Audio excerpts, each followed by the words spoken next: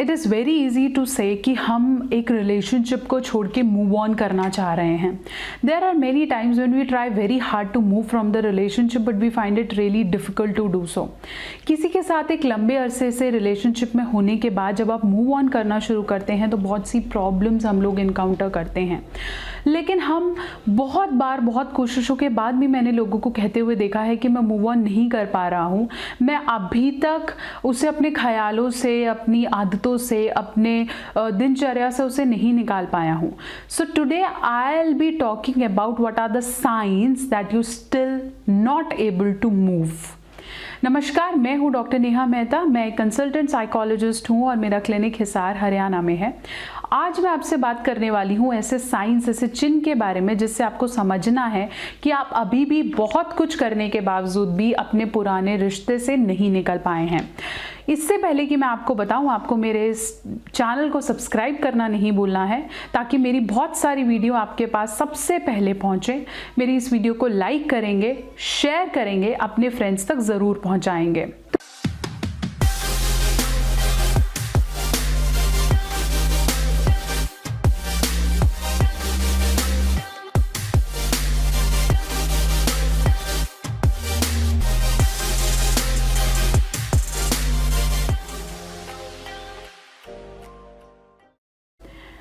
तो चलिए, मैं आपको बता रही थी कि ऐसे कौन से साइंस हैं जिससे आप समझ सकते हैं कि आप अभी भी अपने पुराने रिश्ते से बाहर नहीं आए हैं. पॉइंट नंबर 1, अगर आपको लगता है कि वो बार बार आपके थॉट्स में आ रहे हैं और थॉट्स में आने के साथ साथ आपका इमोशन का ट्रिगर हो रहा है, इमोशन ओवरफ्लो हो रहे हैं. बहुत लोग ऐसे हैं जो प्रिटेंड ज़रूर करते हैं कि हम मूव कर गए, लेकिन जब भी उनके बारे में सोचते हैं रोने लगते हैं, बहुत ज़्यादा गुस्सा हो जाते हैं, नींद ना आने का इशू रहता है. तो अभी भी समझ लीजिए कि आप मूव ऑन नहीं कर पाए हैं. You will need another some time, some days to get up from this breakup. Point number 2, you still keep on thinking where were you bad at. अगर आपको अभी भी ऐसा लग रहा है, आप सोच रहे हैं कि उस दिन ऐसा क्या हुआ था जिसकी वजह से आज मेरा रिश्ता टूट गया, अगर मैं उस दिन ऐसा नहीं करता तो ऐसा होता. You keep on analysing the whole track when you met, when you did something, when she did something, when you keep on analysing and keep on remembering कि क्या ऐसा हुआ था जिसकी वजह से आज मेरा रिश्ता नहीं चला. If you did so, if you are doing so, it means you are still in the trap of that old relationship. Point number 3, if you feel you should stalk on her, अगर आपको लगता है मैं उसका Facebook ID देख लूँ, मैं उसका इंस्टाग्राम देख लूँ, मैं एक बार चेक कर लूँ कि वो क्या कर रही हैं, मैं कोशिश करता रहूँ कि कहीं जो उसने मुझे छोड़ा है या जो रिलेशनशिप चला गया उसके पीछे कोई और कारण तो नहीं है. If you are finding a person to blame for and stocking their social media platforms और stocking them personally, then it's a big no and it is a sign that you are still not able to move from that relationship. Point number 4, if their gifts, their memories are still making you feel in love. अगर अभी भी आपकी कुछ पुरानी चीज़ें देखकर, उनके बारे में कुछ सोचकर, कुछ मेमोरीज को देखकर, या अपने नए रिलेशनशिप में भी उन्होंने आपके साथ कहाँ टाइम स्पेंड किया था, वो सब चीज़ें आपके साथ चल रही हैं, तो अभी भी आप उनसे मूव ऑन नहीं कर रहे हैं और कहीं ना कहीं ये डीप आपको, आपके थॉट्स को, आपके स्ट्रेस को अभी भी बढ़ा सकता है. So this is also a sign that you haven't moved yet.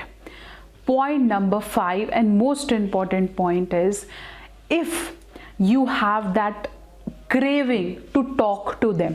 There are many people who have craving to at least just call them or just message them, or you wish to say to any one of your friend कि यार एक बार उससे बात करके देखियो वो कहाँ है और एक बार मेरी बात करा दे, I want to talk. If you still feel, there are many people who say कि नहीं मैं तो सिर्फ उसका ध्यान रख रहा था या मैं तो सिर्फ जानना चाह रहा था कि वो तो ठीक है.